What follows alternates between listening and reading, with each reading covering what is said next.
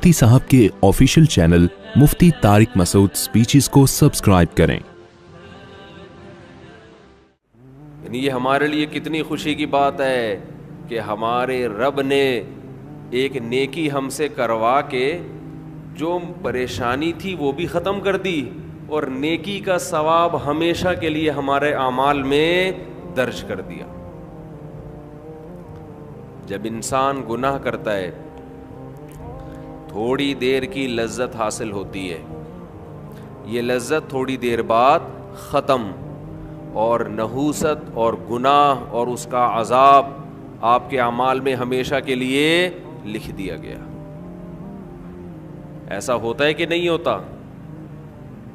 بد نظری ہے، انٹرنیٹ پر کوئی فحش چیز دیکھ رہے ہو، زنا کر رہے ہو، کچھ حرام کھا رہے ہو، تھوڑی دیر کا گناہ ہے، لذت تھوڑی دیر کی ہے، مزہ تھوڑی دیر کا۔ کوئی گناہ ایسا نہیں ہے جس میں ہمیشہ کا مزہ ہو۔ اللہ نے انسان کی خواہشات کو محدود اور صلاحیتیں بھی محدود۔ جو لوگ جوانی میں زنا کرتے ہیں، ایک بار کریں گے، دو بار کریں گے، ان کو زنا میں بھی لذت نہیں رہتی، پھر وہ عادت پڑ جاتی ہے حرام کی، گند میں منہ مارنے کی، لیکن وہ لذت نہیں رہتی۔ اور جب عمر آہستہ آہستہ بڑھتی ہے، بڑھاپا آتا ہے، تو ٹھڑک باقی رہ جاتی ہے، زنا کرنے کی طاقت ختم، مچلتا رہتا ہے، ہر وقت سسکیاں لیتا رہتا ہے، ٹینشن ساری زندگی کی، لیکن طاقت کیا ہو گئی؟ خوب سمجھ لیں، جو جوانی میں زنا کرتا ہے، خوب سمجھ لے بڑھاپے میں زنا کا جذبہ کبھی بھی ختم، بول لینا، نہیں ہوتا۔ اس خوش فہمی میں نہ رہنا کہ ہم جوانی میں زنا کر رہے ہیں تو بڑھاپے میں خود ہی چھوٹ جائے گا، نا نا نا نا نا نا نا، یہ بہت بڑی بھول ہے۔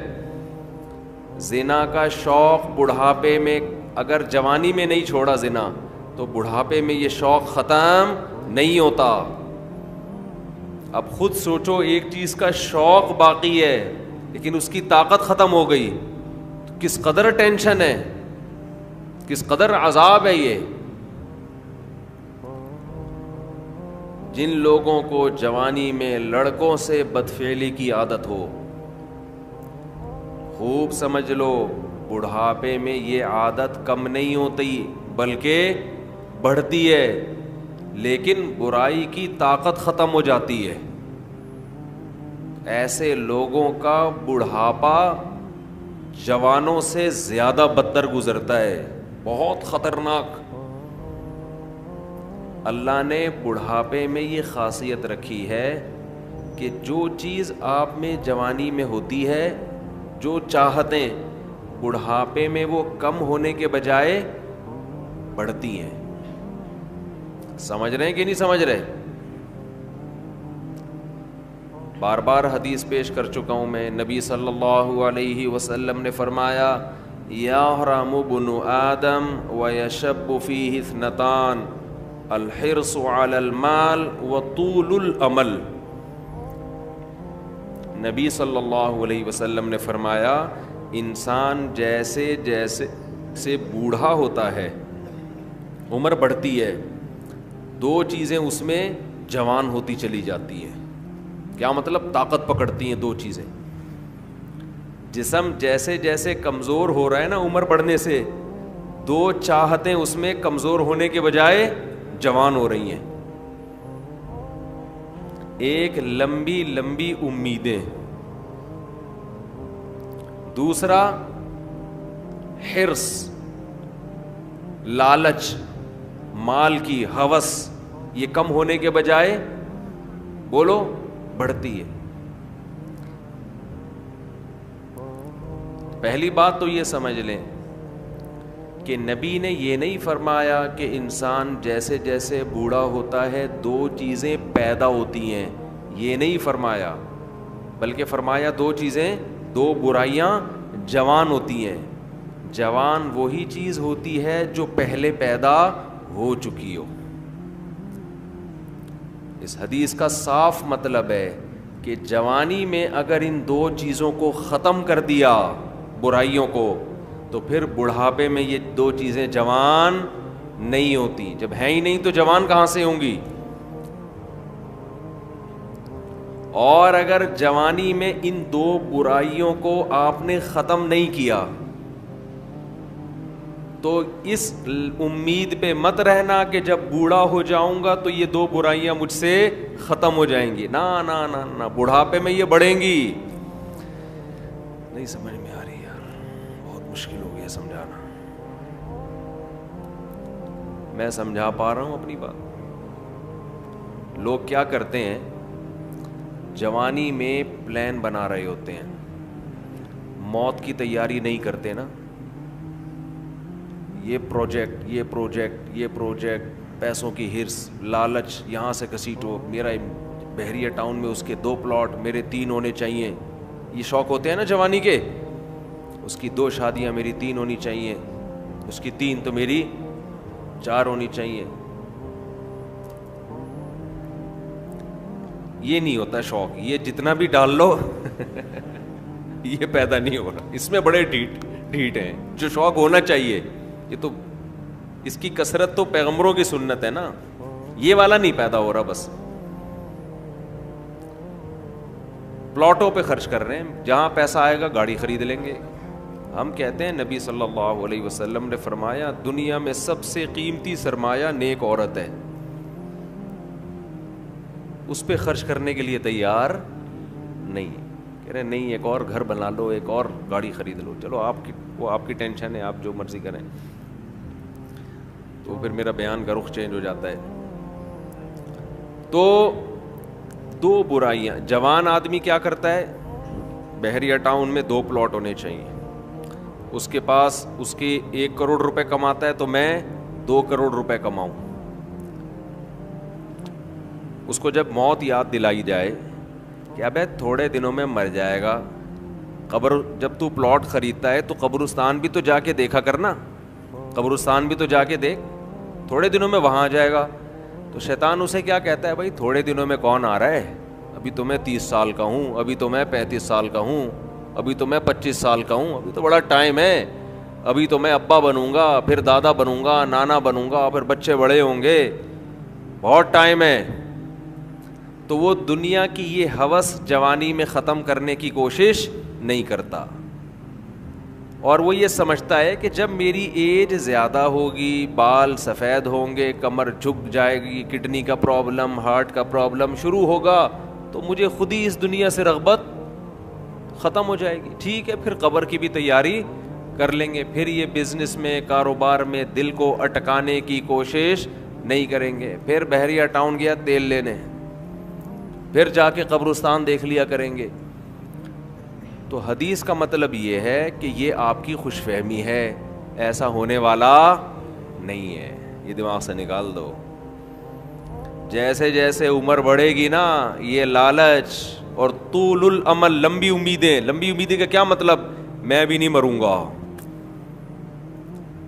یہ امیدیں کم نہیں ہوں گی بلکہ بڑھیں گی. اور پیسوں کی جو محبت ابھی آپ کے دل میں ہے یہ کم نہیں ہوگی, یہ محبت اور زیادہ بڑھے گی. میں کمال ہے نبوت کے علوم پر, ہم نے اپنی زندگی میں جو بوڑھے ہیں نا, جنہوں نے جوانی میں لالچ ختم نہیں کی, بالکل 100% اس حدیث کے مطابق ان کو پایا ہے, بالکل 100%. میں نے اپنی زندگی میں, ہم نے دونوں طرح کے بوڑھے دیکھے ہیں, سخی بھی اور کنجوس بھی. اچھا, پہلے تو میں حدیث کی تشریح ذرا مکمل کر دوں, پھر مثالوں سے بات سمجھاؤں گا. حدیث میں جب بھی یہ آتا ہے نا کہ یہ 2 چیزیں ایسی ہیں, یہ 3 چیزیں, تو یاد رکھو حدیث میں وہ عدد مقصود نہیں ہوتا. یہاں سے بہت سے لوگ دھوکہ کھاتے ہیں. میری ایک اہل حدیث عالم سے بحث ہوئی, وہ ایصال ثواب کے منکر نا, کہ میت کے لیے آپ کوئی نیکی کر کے اس کو ثواب نہیں پہنچا سکتے. میں نے کہا دلیل کیا ہے؟ کہنے لگے حدیث میں آتا ہے 3 چیزوں کا ثواب ملتا ہے, صدقہ جاریہ, جو اولاد آپ کے لیے دعا کرے, اور علم ينتفع به, وہ علم جو آپ چھوڑ کے جائیں. تین ہیں, چوتھی کوئی نہیں ہے. بھائی حدیث میں جب بھی یہ آتا ہے نا یہ تین کا عدد, یہ چار کا عدد, تو اس پر امت کا اجماع ہے کہ اس سے وہ عدد میں محصور نہیں ہوتا. اس کا مطلب ہے کہ یہ تین تو ہیں, جو بھی اس معنی کی ہوں گی وہ سب اسی میں داخل ہیں. جیسے حدیث میں آتا ہے, ایک صحابی نے عرض کیا یا رسول اللہ میں اپنی والدہ کے لیے صدقہ کرنا چاہتا ہوں, کیا ثواب ملے گا؟ آپ نے فرمایا ہاں. اب یہ نہیں کہ صرف صدقے میں ہی انحصار ہے, صدقہ تو ایک نیکی ہے. اس حدیث سے صاف پتہ چلتا ہے کہ نیکی جیسے اپنے لیے کی جاتی ہے, اپنے کسی مرحوم کے لیے بھی کی جاتی ہے, کی جا سکتی ہے. آپ صدقے کے لفظ کو پکڑ کے بیٹھ گئے کہ صدقہ ہے تو باقی نہیں ہے, تو صدقے میں کون سی ایسی خاص بات ہے؟ اصل میں تو حدیث میں اصول اور ضابطہ بیان کر دیا جزیات کے ضمن میں. قرآن و سنت کی عادت ہے کہ جزیہ بیان کر کے لا بیان کیا جاتا ہے. جیسے قرآن کہہ رہے ماں باپ کو اف نہ کرو, تو یہ ایک جزیہ ہے, لیکن اس کے ضمن میں ایک لا بیان کر دیا کہ تکلیف نہ پہنچاؤ, کیونکہ اف کہنا بھی کیا ہے؟ تکلیف ہے. تو بیسک تکلیف پہنچانا ہے. اف کا لفظ یہ اصل مقصد نہیں ہے. اسی وجہ سے ہماری نظر میں جو راجح قول ہے دلیل کے لحاظ سے وہ یہی ہے کہ ایصال ثواب صدقہ کر کے بھی کیا جا سکتا ہے اور کسی بھی نیکی کے ذریعے کیا جا سکتا ہے. یہاں پر پھر ایک اعتراض ہوتا ہے, یہ اعتراض کا جواب دے کے پھر آتا ہوں اصل, کیونکہ پھر لوگ شارٹ کلپ بنا کے آدھی چیز چلاتے ہیں. اعتراض یہ ہوتا ہے کہ صحابہ کرام سے ثابت کیوں نہیں ہے کہ کسی نے قرآن پڑھ کے ثواب پہنچایا ہو. سمجھتے ہیں؟ نہیں آ رہی سمجھ میں. ہمارے اہل حدیث حضرات اکثر یہ سوال کرتے ہیں کہ پھر صحابہ نے ایصال ثواب کیوں نہیں کیا. اس کا جواب یہ ہے کہ ایصال ثواب نام ہے اس نیت کے ساتھ نیکی کرنا کہ یہ ثواب کس کو پہنچے؟ مرحوم کو پہنچے. یہ نیت ہے امر باطن. ہمارے سامنے صحابی کی نیکی تو آئے گی, ان کا دل کا ارادہ ہمارے سامنے نہیں آئے گا. جیسے ایک صحیح حدیث تو آ گئی ہمارے سامنے کہ صحابی نے نبی سے پوچھا کہ میں صدقہ کر رہا ہوں, نیت کیا ہے؟ والدہ مرحوم یا والد مرحوم کے لیے کنواں بنا رہا ہوں. اب باقی جس صحابی نے اپنے کسی مرحوم کے لیے کیا کیا وہ تو ان کے دل کی حالت تھی نا, ہمارے سامنے تو وہ عمل آئے گا, دل کی نیت تھوڑی ہمارے سامنے آئے گی. ہاں اجتماعی سطح پہ کسی نے مرحوم کے لیے کچھ کیا ہوتا وہ پھر چھپنے والا کام نہیں تھا, وہ نقل ہوتا, اور ایسی کوئی حدیث نقل نہیں ہے. اس لیے ہم کہتے ہیں اجتماعی سطح پہ ایصال ثواب ناجائز ہے, بدعت ہے. نہیں آئی بات میرا خیال. اخپل طریقے سے انفرادی طور پر آپ کوئی نیکی کریں مرحوم کے لیے ٹھیک ہے, لوگوں کو جمع کر کے کریں یہ عمل کیا بن جائے گا؟ بدعت. کیونکہ اگر جمع کر کے کرنا جائز ہوتا تو پھر یقیناً صحابہ سے ثابت ہوتا, پھر یہ عمل چھپنے والا تھا نہیں. سمجھ میں آ رہی ہے بات؟ کہ آپ اگر چھپ کے یعنی قرآن خوانی میت کے ایصال ثواب کے لیے ہم اس عمل کو بدعت سمجھتے ہیں, کیونکہ یہ ثابت نہیں ہے. حضرت ابو بکر کا انتقال ہوا تو حضرت عمر نے کوئی پبلک کو بلایا کہ آ جاؤ ہمارے یہاں قرآن خوانی ہو رہی ہے, تمبو لگا ہوا بھائی آ جاؤ. اپنے طور پر اخپل طریقے سے بیٹھ کے پڑھو بھائی, اخپل طریقے سے میت کے لیے کوئی بھی سورت پڑھ لو, کوئی بھی نیکی کر لو. بہتر تو یہی ہے کہ صدقہ کو فوکس کرو جو حدیث میں منصوص ہے, جس کا حدیث میں صراحتاً ذکر ہے, تو سب سے افضل تو یہی ہے. اس کی مثال ایسے ہے کہ جیسے صحابی نے پوچھا میں کنواں بنانا چاہتا ہوں. اب آپ کہیں کہ کنواں بنانا تو جائز ہے, مسجد بنانا جائز نہیں ہے, کیونکہ حدیث میں مسجد کا ذکر نہیں ہے. تو بھائی کنواں بھی ایک نیکی ہے, مسجد بھی ایک نیکی ہے. تو جیسے کنواں بنانا جائز ہے تو سڑکیں بنانا بھی جائز ہے, مسجد بنانا بھی جائز ہے, سرائخ بنانا بھی جائز ہے, سبیل بنانا بھی جائز ہے. تو ایسے صدقے کے علاوہ بھی نیکی کیا ہے؟ جائز ہے. تو خیر یہ تو درمیان میں ایک مسئلہ آ گیا جو اصل موضوع میں لے کے چل رہا تھا, اب ہم اس کی طرف آتے ہیں. تو میں یہ عرض کر رہا تھا یہ جو حدیث میں آتا ہے نا کہ دو برائیاں ایسی ہیں کہ جوانی میں اگر آپ نے ان کو ختم نہیں کیا تو بڑھاپے میں وہ برائیاں کم ہونے کے بجائے بڑھتی ہیں. تو اس سے مراد صرف 2 برائیاں نہیں ہیں, یہ 2 تو مثال بیان کی گئی ہے. مطلب یہ کہ انسان میں جتنی خواہشات ہیں, اگر جوانی میں ان خواہشات کو ختم نہیں کیا تو بڑھاپے میں وہ خواہشات کم نہیں ہوں گی بلکہ اور زیادہ بڑھ جائیں گی. لوگ کہتے ہیں بڑھاپے میں تو انسان کمزور ہو جاتا ہے تو خواہشات بڑھیں گی کیسے؟ او بھائی, خواہش کو پورا کرنے کی طاقت ہونا الگ چیز ہے, خواہش کا جذبہ پیدا ہونا الگ چیز ہے, طاقت نہیں ہوگی. نبی صلی اللہ علیہ وسلم نے جو مثال دی ہے نا کہ 2 چیزیں جوان ہوتی ہیں, تو وہ 2 برائیوں سے مراد صرف 2 نہیں ہیں بلکہ جو بھی بری خواہشات ہیں بڑھاپے میں کم ہونے کے بجائے بڑھتی. اسی طرح اچھی خواہشات اگر جوانی میں اچھی عادتیں ہیں تو بڑھاپے میں وہ اچھی عادتیں کم ہونے کے بجائے جوان ہوتی. اگر آپ کو جوانی میں اللہ سے محبت ہے, بڑھاپے میں یہ محبت اور زیادہ بڑھ جائے گی. جوانی میں دنیا کو مسافر خانہ سمجھتے ہو, دل نہیں لگاتے, بڑھاپے میں بالکل لفٹ کرانا چھوڑ دو. ہم نے دونوں طرح کے بوڑھے دیکھے ہیں, سخی بھی اور کنجوس بھی. جو سخی ہوتے ہیں وہ بہت سخی ہوتے ہیں کیونکہ وہ جوانی میں سخی ہوتے ہیں نا, تو یہ سخاوت بڑھاپے میں ان کی بہت زیادہ بولو بڑھ جاتی.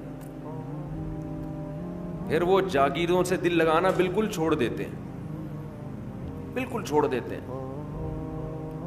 اور جو کنجوس ہوتے ہیں نا جوانی میں, بڑھاپے میں اللہ کی پناہ آدمی کانوں کو ہاتھ لگا, نوٹ نظر نہیں آ رہے ہوتے, ایسے ایسے گن رہے ہوتے ہیں بیٹھ کے. یہ میں نے اپنی آنکھوں سے دیکھا ہے, نظر نہیں آ رہا نوٹ, دیکھ رہے ہیں یار کم تو نہیں پڑ گیا, یوں یوں یوں کر کے نا چیک کر رہے ہیں کہ اس میں اصلی ہے. ابے اب تو نقلی بھی ہے تو کیا کرنا ہے, اب تو اگر نقلی بھی ہے تو اپنے دانت نہیں ہے کھانے کے لیے, پیٹ میں آنت نہیں ہے کھانے کے لیے, چبانے کے لیے دانت نہیں, کھانے کے لیے آنت نہیں, تو اصلی نقلی کا رہ کیا گیا؟ شوگر کے آپ مریض ہیں, مٹھائی آپ نہیں کھا سکتے. اب تو آپ کو بچے پال رہے ہیں, اللہ اللہ کرو, مصلے پہ ٹائم گزارو اور نکل لو پتلی گلی سے. اللہ زندگی دے سارے بوڑھوں کو, لیکن اب تو یہ سوچ ہونی چاہیے نا, نہیں جناب ایسے ایسے گر رہے ہوتے ہیں, اتنے لالچ, اتنی ہوس, اور ایسا پراپرٹی میں دل لگائیں گے, ادھر پلاٹ. ایک بوڑھے کا فون آیا میرے پاس, کی غیبت اس لیے نہیں, کسی کو کیا پتا کس کی بات کر رہا ہوں, میرا خیال ہے 85 سال تو ان کی عمر ہوگی, اور 10 قسم کی بیماریاں. کہنے لگے, رو رہے تھے, میرے بیٹے کا کاروبار کا نقصان ہو گیا, گھر میں بڑے مسائل آ رہے ہیں, رزق کی تنگی ہے, میں بہت ٹینشن میں ہوں. میرا دل مجھے ترس آیا, میں ان کا مذاق نہیں اڑا رہا, مجھے ترس آیا. میں ان سے کہوں کہ حضرت آپ کی کیا رزق کی تنگی, آپ کی زندگی گزر چکی ہے, آپ نے ویسے ہی 2 پاپے صبح چائے میں ڈال کے کھانے ہیں بھائی, دوپہر دھونے والے کھچڑی کے کھانے ہیں, زندگی گزر گئی ہے, اب ان چیزوں میں کیا رکھا ہے. جو بیٹا جس کا کاروبار ڈوب گیا اس کو اتنی ٹینشن نہیں ہو رہی, جس نے آگے زندگی گزارنی ہے ابا کو اس سے زیادہ ٹینشن ہو رہی ہے. لیکن ہم نے نیک بوڑھے بھی دیکھے ہیں, نیک بوڑھے بھی دیکھے. ہمارے نانا, اللہ تعالیٰ مغفرت فرمائے, نانا نانی دونوں, میرے نانا کی بھی 99 سال ماشاءاللہ عمر تھی, نانی نے بھی بڑی عمر پائی ہے. جب بھی ہم ان کے پاس جاتے تھے نا تو وہ شاعری شروع کر دیتے تھے, قبر کی آخرت کی, ٹھیک ہے, گھر جسے سمجھے ہو وہ تم گھر نہیں. مجھے پورا شعر یاد نہیں ہے ان کا, یعنی بار بار کہتے تھے بیٹا جس کو تم گھر سمجھ رہے ہو یہ گھر نہیں ہے, گھر اصل کیا ہے, قبرستان. اور سخاوت ایسی, کھلا رہے ہیں کھلا رہے ہیں کھلا رہے ہیں, ہر وقت کچن میں کھانا بنتا رہتا تھا. مسجد کے امام بھی تھے ہمارے نانا, تو جو گلی محلے میں جا رہا ہے نا اس کو بلایا, ادھر آ بیٹھ. گھر والوں کو ٹینشن دی ہوئی تھی, کھانا لے کر آؤ اس کے لیے. تو گھر والے بھی تنگ آ گئے تھے. تنگ آنے کا مطلب ظاہر ہے بار بار کھانا گھر میں پکتا رہے, لیکن سخاوت تو تھی نا. تو ایسے بھی دیکھے ہیں کہ بھائی یہ گھر ور کچھ ان کو کوئی دلچسپی نہیں ہوتی پلاٹوں میں جائیدادوں میں, تو یہ جوانی میں ختم کر لیا تو ہو جائے گا.